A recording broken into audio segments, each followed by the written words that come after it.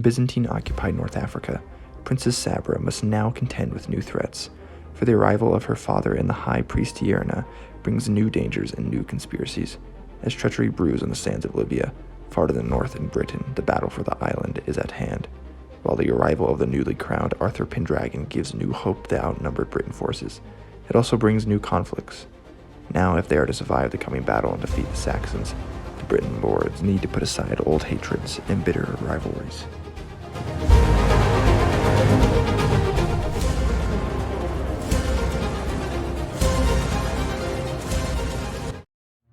Badon Hill is Book 2 in the Wars of Wrath series by Anonymous, and sequel to Gurzil, which I have already done a spoiler-free review of. Now, this one was also provided by the author, though this actually is coming out here in a couple days, so once you're listening to this, it almost certainly is available or will be in a couple days, so you can either go pre-order it or order it if, well, this sounds like it suits your fancy. Of course, there will have some spoilers for Gurzil, and I do recommend you go read that one first, obviously. So, now, Gurzil has made his move, so the Africa portion of the book is rather intense, as that is where Gurzil is. Though this book actually takes place more time in Britain, for King Cedric of the West Saxons has gathered his forces, and the Britons must unite or fall.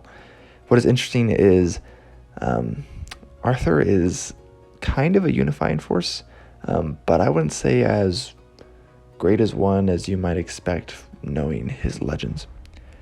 But like the first book, the prologue is from the past, and this one is not as distant, as it's only about 100 years before the story and involves Ambrosius Aurelianus, a Romano-Briton lord who stood against the invading Saxons and Angles. It also has Riothamus involved, another character like Ambrosius linked to the Arthurian myth. Riothamus is a king of the Britons in some sort of capacity, and then these two are in some way picking up the pieces left over of Roman civilization after the demise of Constantine III. This is important as it directly connects to King Lear, and then by extension to people like George, right, Bertilac, so which also connects to Badon Hill, also a name that is of battle fame and book name. So, anyways, chapter 1 introduces a new character, though, which is Princess Guinevere of Cameliard, which, if I remember correctly, is in the Orkneys, and she is a Pict here, which is, well, kind of separated from the Britons. Now, she is the betrothed of the newly crowned King Arthur, who is a prince in the first book, though this one takes place, like, right after the first book. It starts off with Guinevere ruminating on lots of backstory, kind of like if you have read the first book, it still happens here where you'll have the characters thinking, and it gives you a lot more like of the story, which kind of makes sense as this is such an epic tale, and the books themselves aren't very long, though I believe there's several planned in the series. But anyways, this is largely in part to connect her to the characters from the first book, since she's not in the first book. But we still have characters like Caboin, George, Sabra, Morgana. I'm quite a fan of the last, honestly, though she appears more in the first half of the book than the second, if I'm remembering correctly. And Sabra is growing on me too, though there's less of her here than there is in the first book. And of course, I do pity her father, Caboin. Well, rather her father. And Caboin is an interesting character that has an interesting arc. It's kind of mentioned on the back of the book, on the blurb, though I don't think it's mentioned really by name. Another character that I was thinking that has a pretty interesting arc is Prudentius, and Alba's is interesting as well, that being Sabra's father, of course.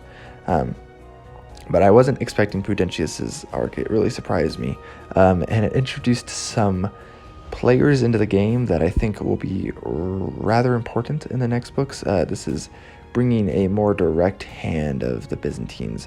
We always had Prudentius and the Ducks, of course, and the Ducks' uncle, I believe it is, but they're kind of didn't seem, I don't know, super important. They are important with their control of Leptis Magna and Libya as a whole, but Byzantium seems to be coming more in play, and this is pretty cool because this is Justinian's Byzantium. So And so there are obviously other bads, I would say, like Gurzil and the Vandals. But I think most of these characters are good examples of not being a good set of good guys and bad guys, as most of them are kind of their own thing, especially with characters like Arthur and George and Merlin and Morgana, for that matter. There's so many. So there's a lot of stuff going on. Even the Saxons, for example, aren't even all that bad, right? As it seems like there are some Saxons that are in George's band, for example. And the Britons and Byzantines are a mixed bag as well, right? As far as other content goes, the sexual content isn't my favorite. I can't remember. It seems like maybe there's a little bit more here than there is in the first book. This one is also longer than the first book. But I didn't feel like there's too much of it. But similarly, basically anytime it comes up, I didn't like it. And then another, it was kind of a complaint for the first book, was that the Vandals speak modern German. But I understand this because I can imagine getting them to speak like Vandalic, which is hardly attested like at all. So even getting them to speak some Proto-Germanic or even Gothic would have been rather difficult. Similarly, the Franks speak French, modern French even, which Old French wasn't even a language at this time. Give it a couple more centuries and Old French starts to get distinguished from other dialects of Vulgar Latin.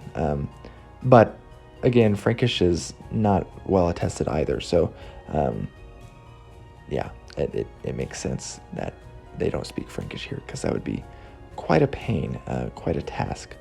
Overall, though, the gruesomeness of the story is contrasted really well with the otherworldly magic that I always found to be kind of awe-inspiring and terrible and majestic. And it kind of contrasts with the grit, though the magic itself is often gritty itself. So pretty good stuff. I know the author advertises it as grimdark. I don't use that label much for anything, but I guess that probably fits, honestly, though. And then also, I love that Vikings are present at this time, even though this is before the Viking Age. Though, of course, evidence does actually point to Vikings before the Vikings. Heck, if you read something like Beowulf, you'd get that idea, probably even. But before the dynasties collapsed and the world forgot about Northmen for a couple centuries, all to their doom at Lindisfarne and beyond. But anyways, the story ends at a place where I wasn't quite sure leading up to the ending where it was going to end. And I am very eager for the next parts. I will say also, this didn't bother me at all. I think, though, in some parts, the battles might be a little too swift for some people's liking. If you like long, drawn-out battles, I don't care for that at all. So I thought they were well done, though they are, succinct, put it that way. But anyways, I really enjoyed this one. I'm not sure if I enjoyed this one more than Gurzil or not, but I'm really eager for book 3. And I think Badon Hill had basically already been finished by the time Gurzil came out, so I have no clue how long we're going to have to wait for the 3rd book. But I'm very eager for it. So anyways, been Liam with Liam's Lyceum. Let me know if you read Badon Hill. Let me know if you want to. I think it sounds awesome, even though I've already read it. So I know it is pretty awesome. It's, like I mentioned for the first book, it's kind of like the author went into my head and wrote a book for me, combining Arthurian stuff with the historical stuff from like occupied Africa, Byzantine Africa, occupied Africa, and then including like Germanic like myths and bits and pieces in there too from like that heroic age. It's just awesome. I think the author does a pretty good job of it. So I'll catch you next time.